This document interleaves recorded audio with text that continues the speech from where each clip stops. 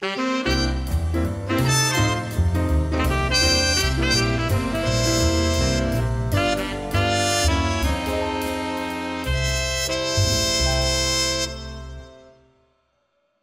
I got a call the other day from a friend of mine who works for an agency, and he said, I have someone you have to meet. I think you'll really click. She's very interested in what you do with Meet the Biz and about Performing Arts Studio West, and she'd love to connect. And so we met via Zoom, and I fell in love. She is a stunning spiritual soul with a heart of gold and a breathtaking actress whose each moment is so full and overflowing, and someone you've seen her and you can't keep your eyes off her. Her credits include Harry and Meghan, A Royal Romance, The Sinner, My Spy, Luke Gage and Jessica Jones, You're the Pest, Fantasy Island, CSI New York, The Unit, Parisa Fitz-Henley. Hello. Hi.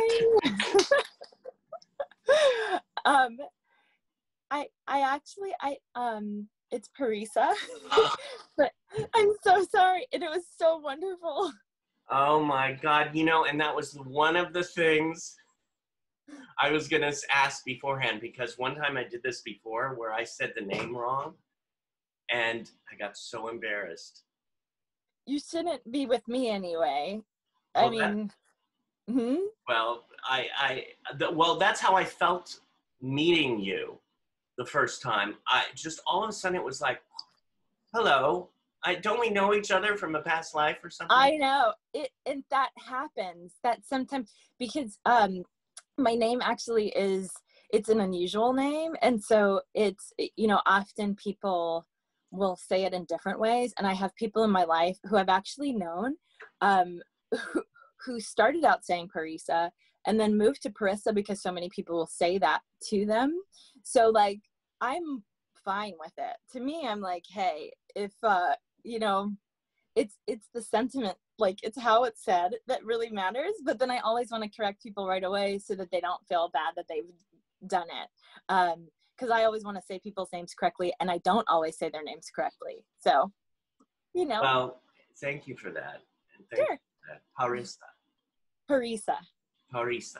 Like Teresa with a P, if it helps to remember it that way. Mm-hmm. Okay, thank you. That is lesson number 1. Always be sure you have the name correct. And you are an amazing and beautiful soul. You have been to Jamaica, Florida. You've lived there, in South Africa, New York, Los Angeles. Do you have a favorite? I have different favorites. I mean, for me, Jamaica is my heart, and I could cry right now. I miss it a lot. I love it. It's a challenging place to live at different times. But I guess everywhere has its own challenges. Cape Town in South Africa was an incredible place. For some reason, it was the only place where I felt it was easy to have a very balanced life. But it's also a life that, that is a place with a lot of complications and contradictions. And so it's a life where, living in the city in particular, for me at the time, I still had to be really mindful. But yeah, I mean, there are just different places. I like places that have a lot of different influences in one space. So the Caribbean, South Africa are places that have lots of that. Right. Now you said something that led me to, you said a balanced life. How is it coming from there and then knowing, well, what we think we know about Hollywood and the business? How is it the balance of that compared to this? Well, I'll say living in Kingston, Jamaica, for example, Jamaica is a place that has had a tremendous amount of talent come out of it. In particular, in music, obviously everyone knows Bob Marley and Beanie Man and Sean Paul and countless other musical artists. You also have incredible visual artists and dancers and athletes and the Reggae Boys, the football team, world football team. You know, there's just there's a lot of talented, you know, prominent people. There are a lot of them in one small place, and people are very used to it. So you kind of grew up going, like, Beanie Man was apparently forced to be one of my friend's date at our graduation, like high school graduation dance, because her father was friends with him. Beanie Man's he was a world famous star at the time, but he was like kind of standing there like, you know, clearly it was done as a favor. I mean, and we're all around. Some of the people's dates are in like polo shirts with a necktie on it. You know, they're like 15-year-old guys, and here's this guy, and people are just kind of like, oh, that's Beanie Man, that's cool. So that was a place where there was I think a really healthy appreciation for what people do, but not a big celebrity worship culture. And coming up there, that I think that gave me a good sense of how, no matter what you're doing, how prominent a role you play on the world stage, you're still a human being, and a bunch of people know your business and know your flaws and stuff. So, you know, you kind of roll with that. But yeah, I mean, being Hollywood it's definitely its own animal. And there are a lot of challenges in it. There's a tremendous amount of ego bolstering that happens in it, and a tremendous amount of anxiety around that, and protecting the facade that you've created. And, you know, it's challenging in that way, but it's also a great place to practice balance, which, you know, I think we're all doing. Yeah. It's so interesting because, especially, I mean, you started as a model, correct? And then you, of course, flowed into the acting. What made you, growing up in that balanced place, want to go into this business? You know, it wasn't actually the business I wanted to go into. I wanted to be a doctor when I was a kid. I did, and then I as a teenager, really kind of, how would I put this? I mean, off the rails? I don't know.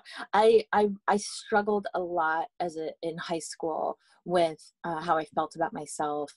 Dropped out of high school after essentially not going for a very long time.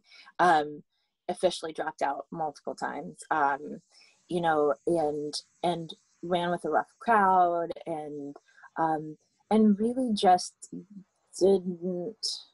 I just wasn't very loving to myself for a while, and I really lost a lot of ground in school, in particular with chemistry. And I thought, you know, if I can't do chemistry, I'll never be a doctor, and so I give up. And when I did decide to go back to high school, which was in Jamaica, so I had been in Florida before, moved back to Jamaica and finished high school. Then I was really ready to focus, but I felt there was no way that I would catch up in chemistry. That was the one thing. Yeah. Like I had a class that was human and social biology, which was essentially like principles of it was like public health and anatomy. It was a delicious 2-year class, and I loved it, but I was like, I'll never be a doctor because I can't do chemistry. So I decided I wanted to be a teacher like my parents, and just before graduation was invited to take part in a modeling competition in Jamaica.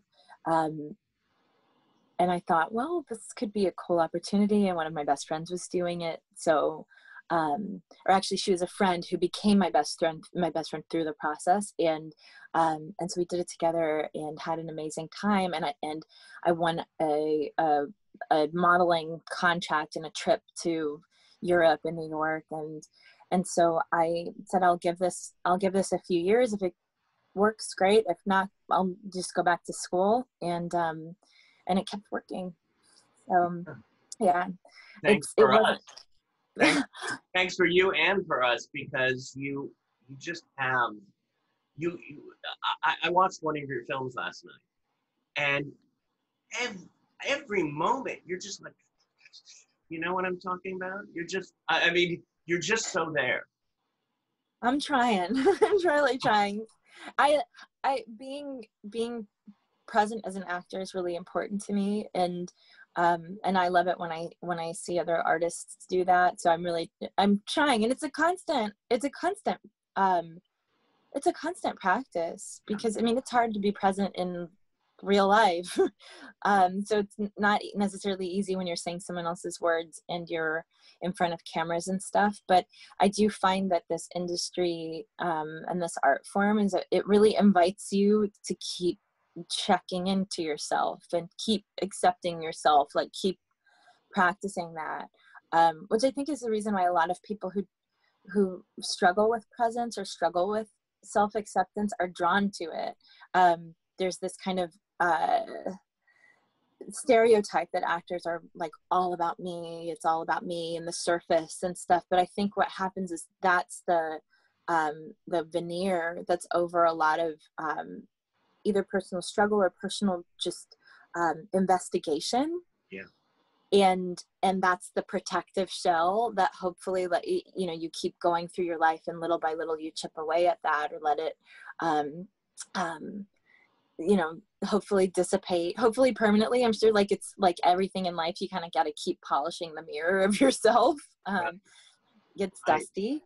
Well, it's so interesting too, especially working at Performing Arts Studio West and connecting with the amazing actors and performers there, and then reminding myself when I see them, you know, climbing the ladder or flying to their next journey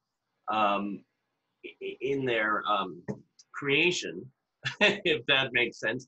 I see that you're coming. I mean, I even wrote down, you seem to be a very spiritual person, and spiritual seems to be really connected with self and being good with yourself and taking care of yourself. Yeah, I agree. I mean, I'm trying. I think you know, maybe it's not a humble opinion if I'm thinking about other people, but my opinion anyway is that we're all spiritual beings. Right. And life is kind of about discovering just how much we are.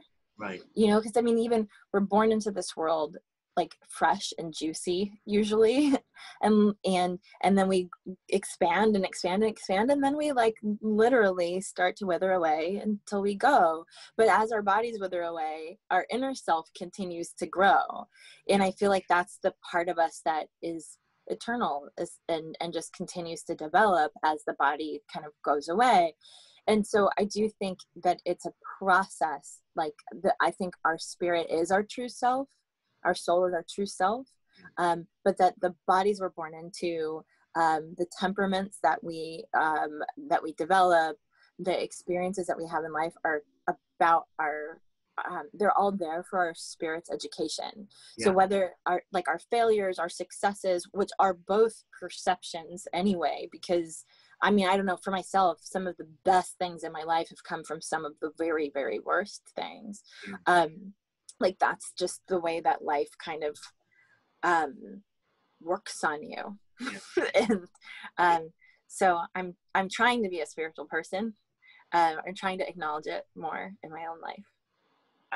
I really think that, I mean, you're teaching me right now as I'm listening to you about how, you know, growing up wanting to be an actor, quote, the actor, and being on stage and this and that. And as through my journey, I've become more in touch with me. I went through those struggles at one time where it's like, oh my God, I'm not going to be what I thought I was going to be. But thank God, because I'm in such an amazing place right now in my life. Yeah. through that journey. So you, and it's, here I'm getting a little emotional again. How do you get this way? Right. I I see sometimes the struggles of myself in the students as well, and I understand what they're going through. But by hearing what you have gone through, just a little bit of it, it's okay. It's going to be okay by accepting who you are and bringing that into your art. Absolutely. And I think also really owning that it's art. Forgive me, there's a gnat trying to enter my face. I think its cousin is in my room. Okay, perfect. I'll say hi, guys. Hey, come on. I think that we have to constantly question what society is telling us is valuable. And it's not society's fault that it's wrong a lot. Society is not it's a growing and changing thing, but it's not, a nuanced being. It's the collective. It's sort of the, the average of us as a collective. And so when society goes, society looks and says, Meryl Streep, when I look at her, she's great, she's amazing, and everyone should want to be like that if you're an actor. Right. Because that's a very simple way of looking at her. But the thing is, if we step back and we really look at the details, what Meryl Streep is very good at is telling the truth of a person and a character. And she's so good at it that it makes us forget that it's not real, which makes us forget ourselves. And then we're so drawn in, it actually even makes it real for us, and we take it with us. And so what if that is the thing that we all want? Because that you can do in your bedroom with your phone. Yeah.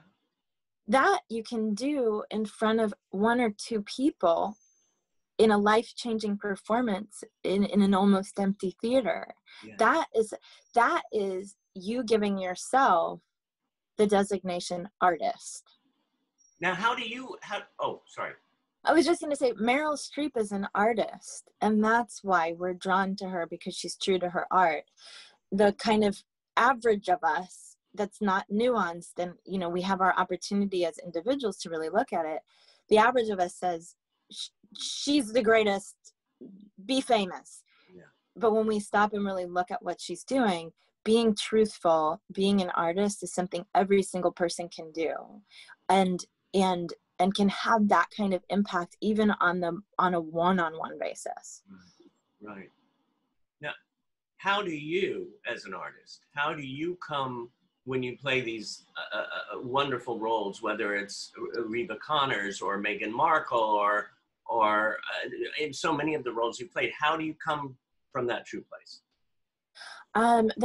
There are a lot of different things I do. I mean, I really think the majority of acting training is just to help you get out of your own way. So, there's training to just, I have a tendency to get nervous. Even sometimes at the most, certainly the most inconvenient times, but also at times where I'm like, where did that come from? I know this whole thing, I know this whole character, but all of a sudden my nerves will overtake me. So, to be truthful for me in that moment means I have to sometimes practice how to return to my calm self. So it's like meditation has helped me. Being in uncomfortable situations and learning to get through them has helped me, both as an artist and also just in my life. I try to pay attention to experiences that I'm in my own life so that I can apply them to my work. And that's even making a distinction that's unnecessary, but it's I try to see it all as one thing. What else helps? Sometimes prayer. I think art, the creation of art is a prayer, but sometimes I need an extra prayer of just help, because I feel myself getting in my way. Sometimes a really, really effective, really helpful tool for me has been to pray for the entire production, especially for auditions, to just say, like, pray for everybody in the audition room. Yeah. Pray for the producers, pray that the highest good of that particular production is achieved, and that I can do something to help that happen. Yeah. Because really, the energy of trying to get a job or get something right is not a very creative energy.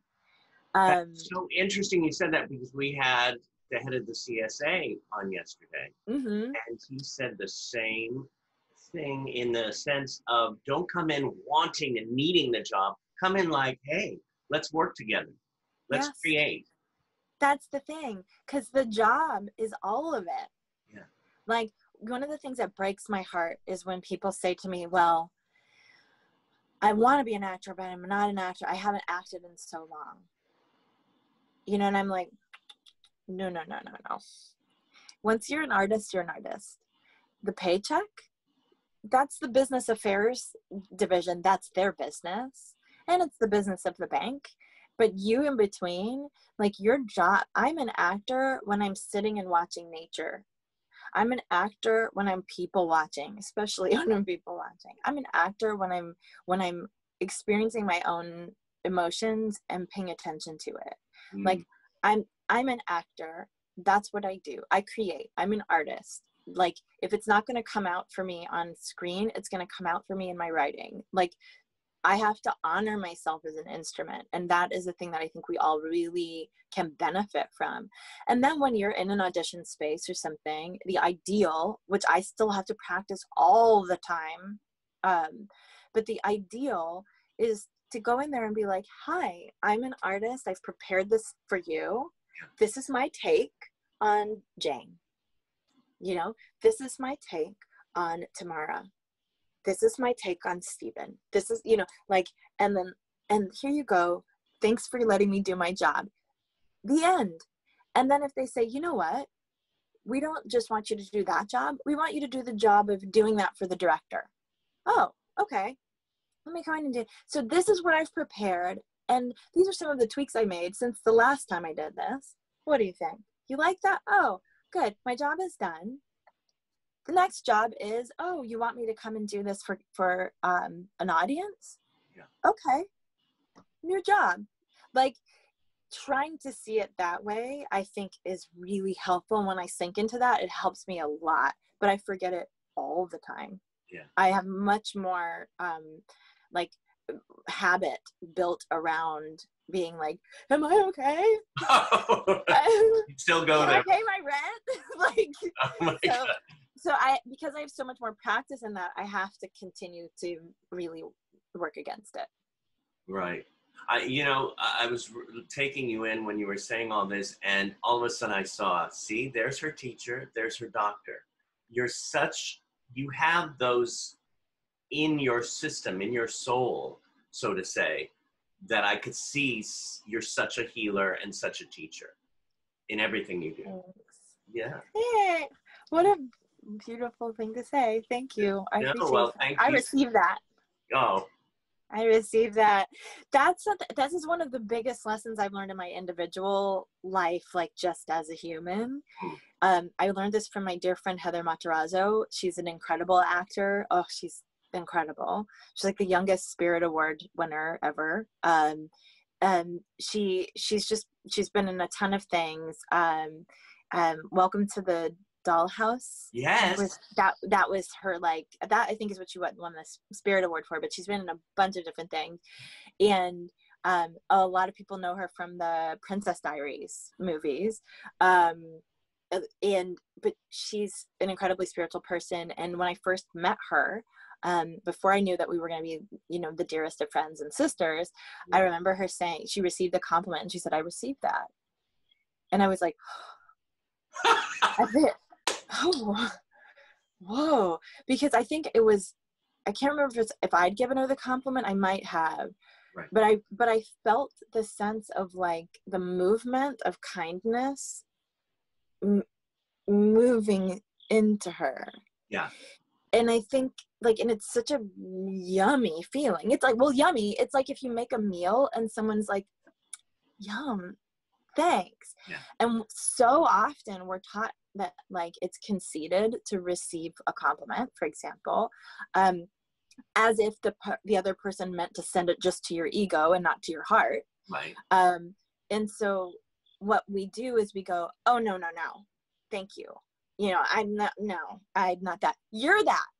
Yeah. Yeah. You are. As if both people can't have it going on in the moment.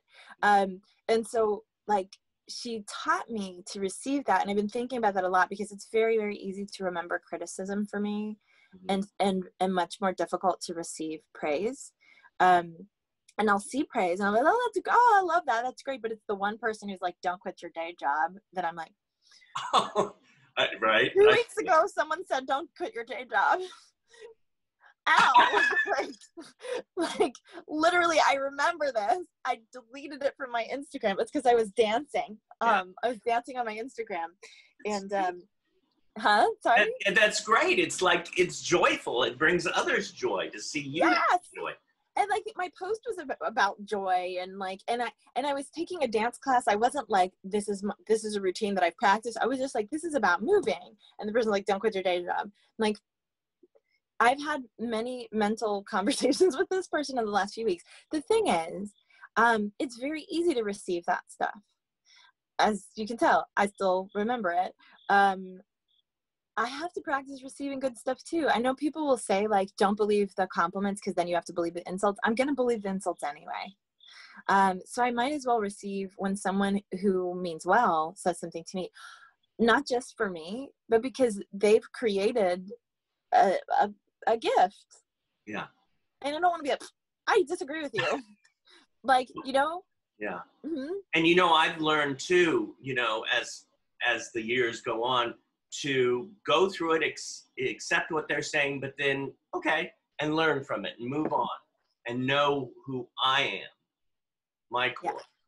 Yeah.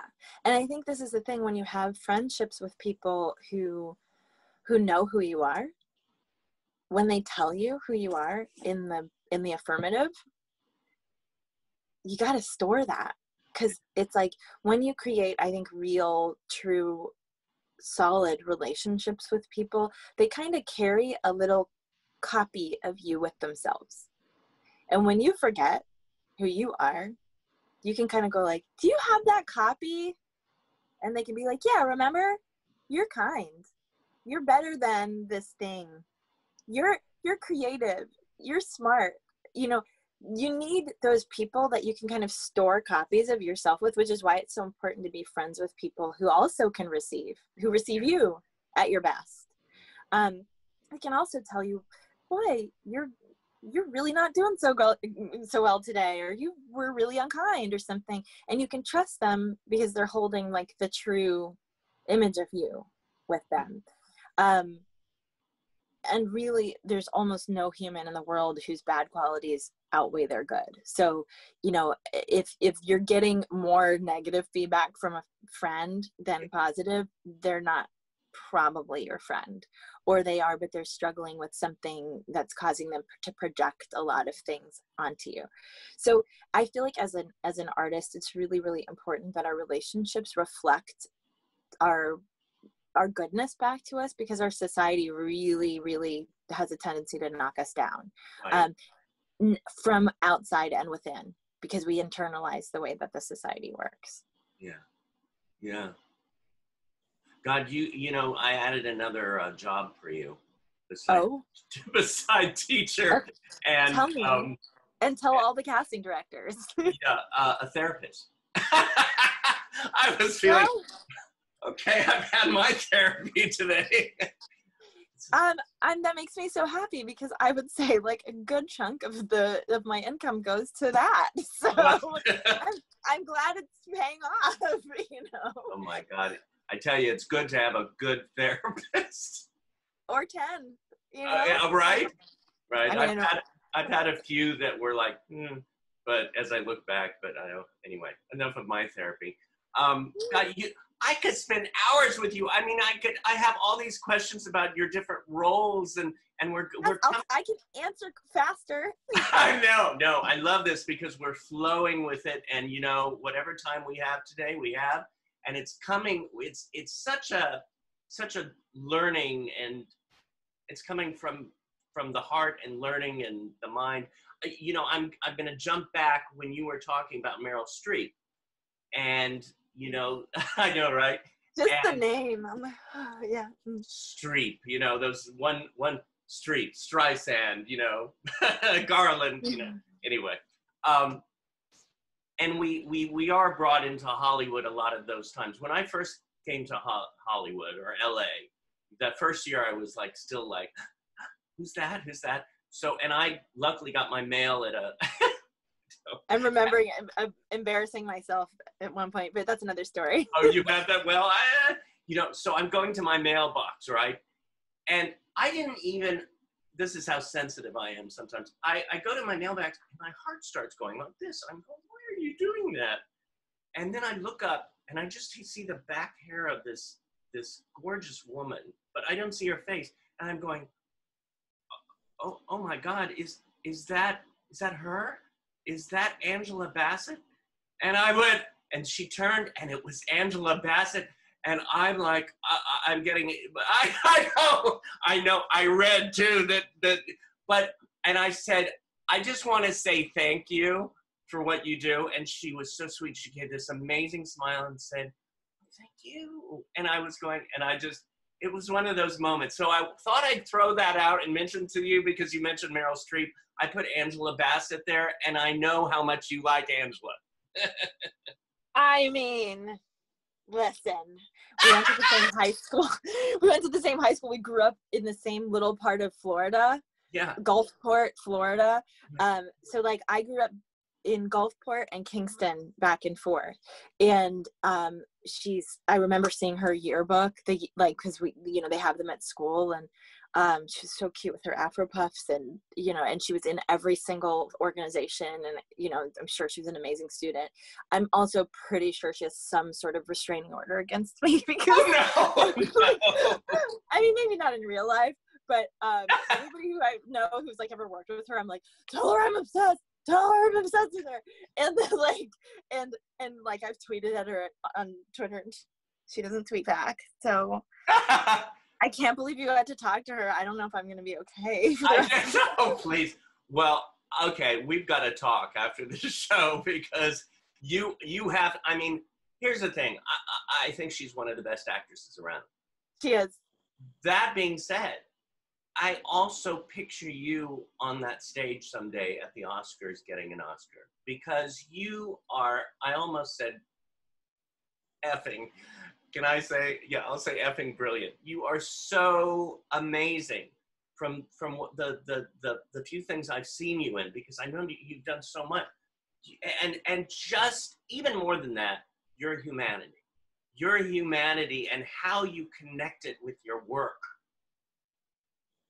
So that's all I have to say. I'm excited. I'm going to be excited watching that on TV, and maybe I'll be in the audience that year when you get up there, and I'll go, yay!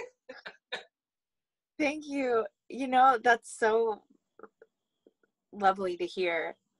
God willing, you know, I really, you know, I think like, you know, there's a lot of talk about awards and how important they are and how unimportant they are and stuff. And I think, you know, just trying to do the best work you possibly can, like really trying to seek excellence is something that we're drawn to. And then hopefully, you know, sometimes awards reflect that. Sometimes they don't.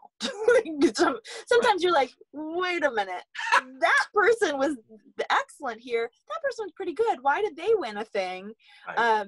And that person just got ignored because we know, you know, with racism and sexism and all of the isms that we're experiencing, sometimes the person who's best for something is overlooked. A lot of times that happens.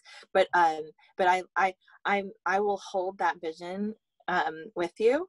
Yeah. And that, because that'd be really fun. We'll see. Gosh. Well, yeah. I mean, like I said, I have these questions about all the different, I mean, even Ashley Anderson, one of the students has a question, which I'm going to throw out in a minute, but Okay.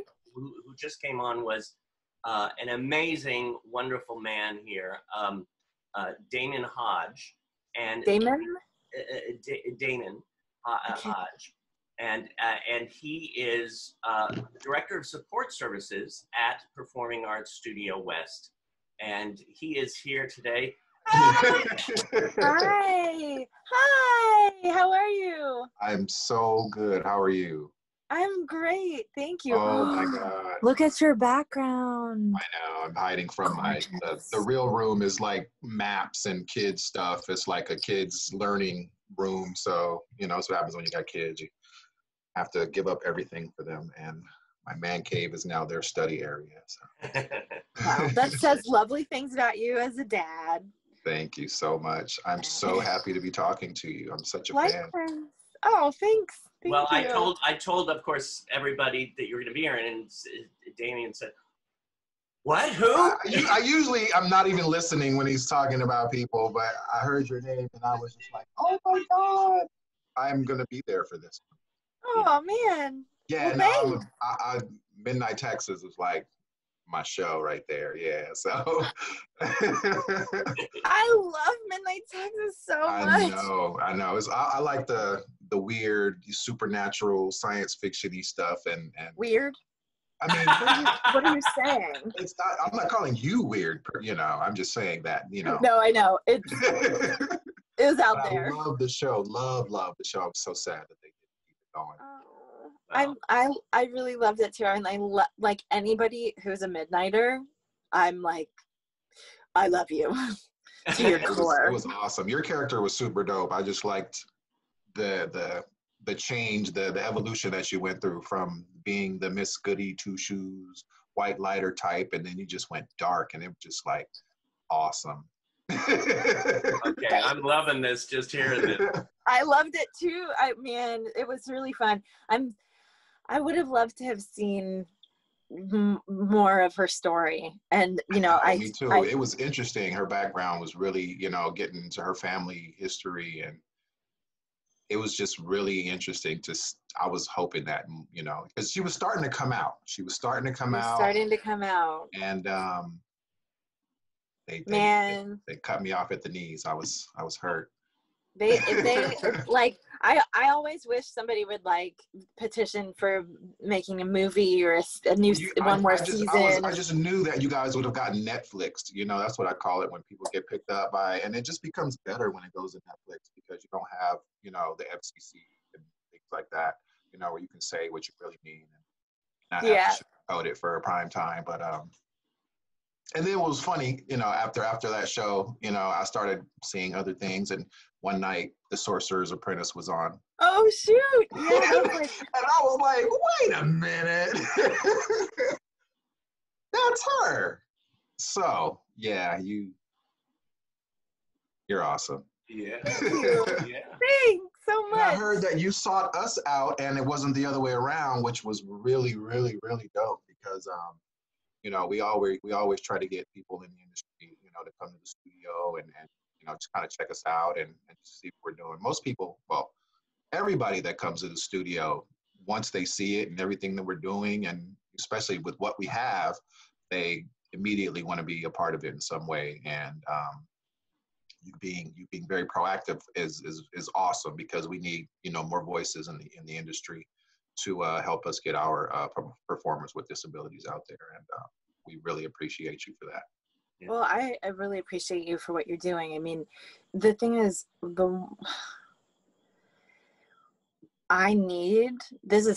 a selfish way, like I just need the world to be what it actually is. Like I need our art to reflect the world as it is and as it could be. And we're walking around incomplete. Like I think art, they've made a conscious effort to take art away from us, from our kids and learning about art. And, I tell my kids and anybody that'll listen, art, music, things like that. The arts are the things that tie us together as humans.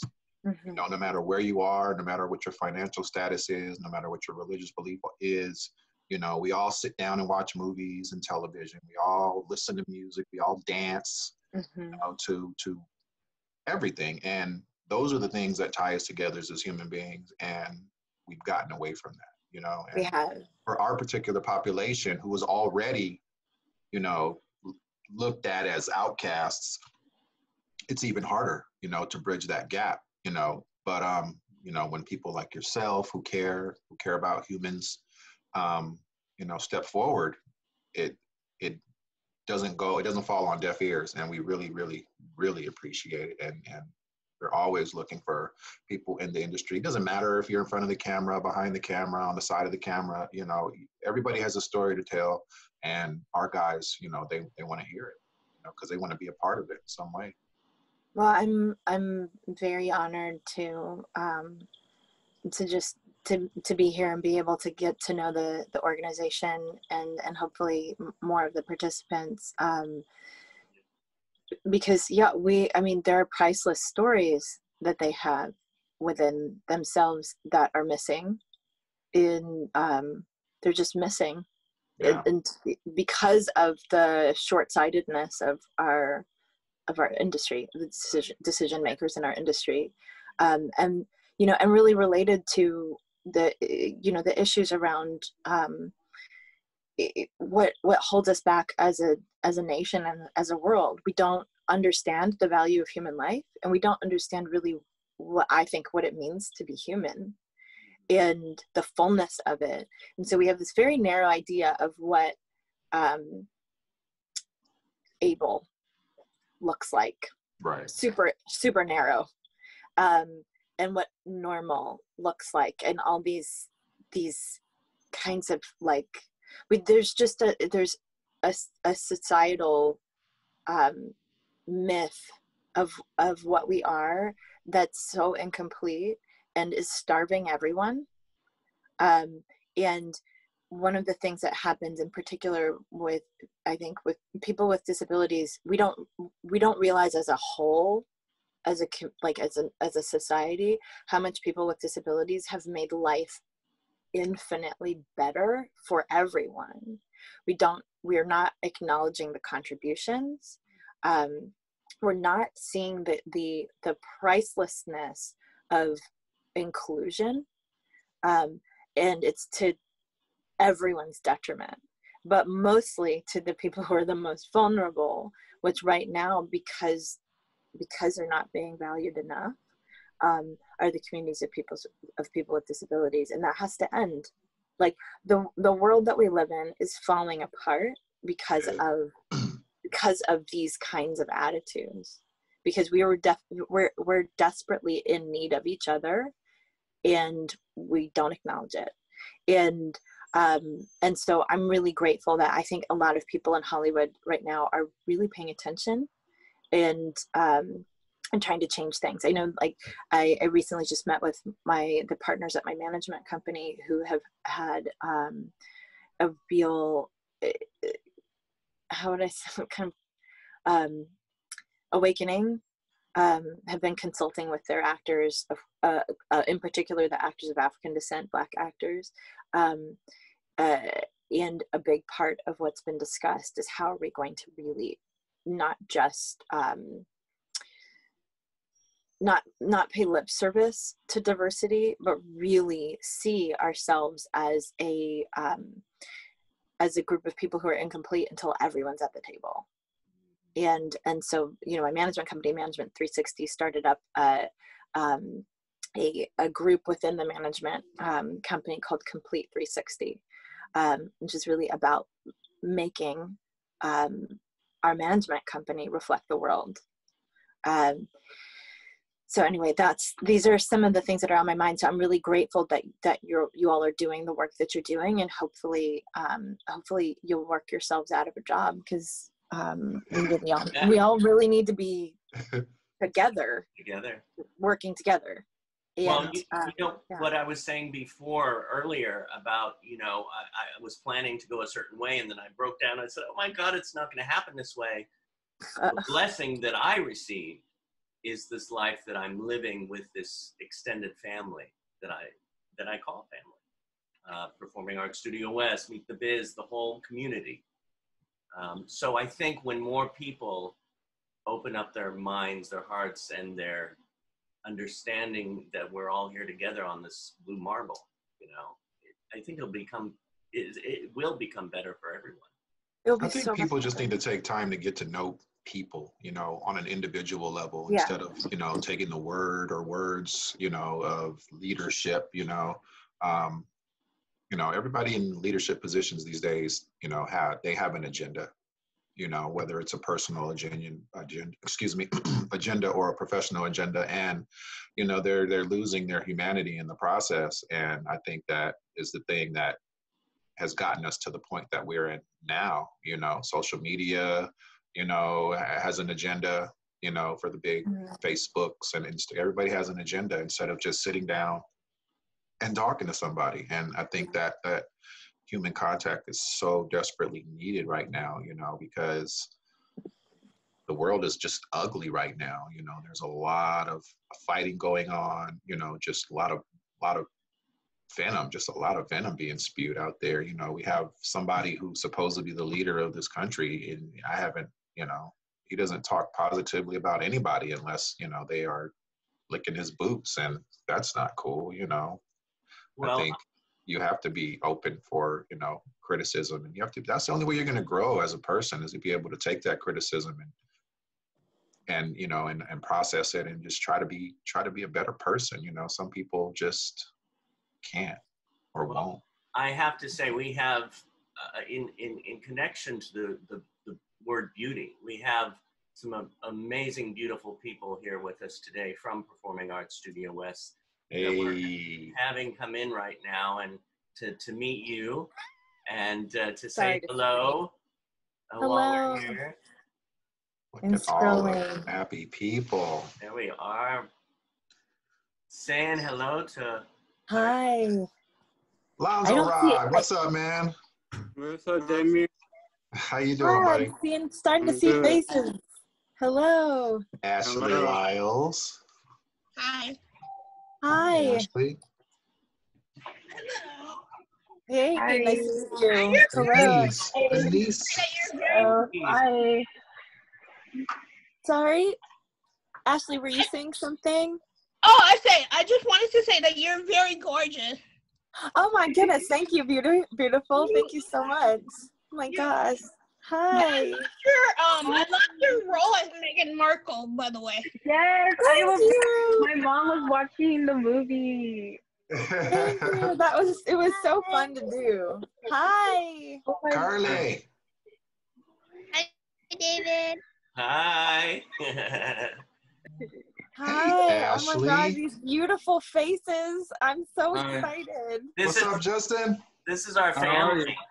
Nice to meet you. How's it Hey, going? nice to meet you. My heart is like so full right now. Alex. Mark Pulver. Looking like a sportscaster right now.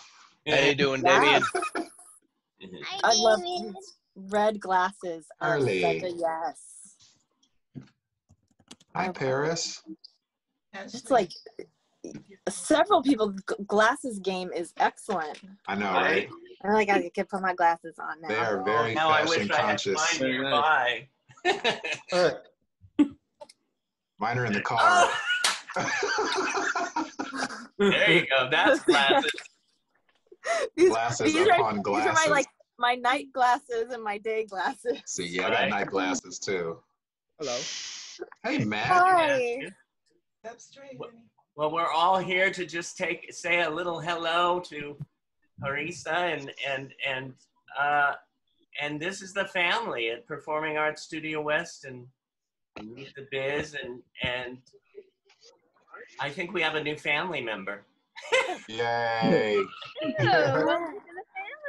Thanks. I'm so honored to just be with a bunch of young artists. It's like my favorite. So like, yay. Thank you. I'm just like so happy to see you all.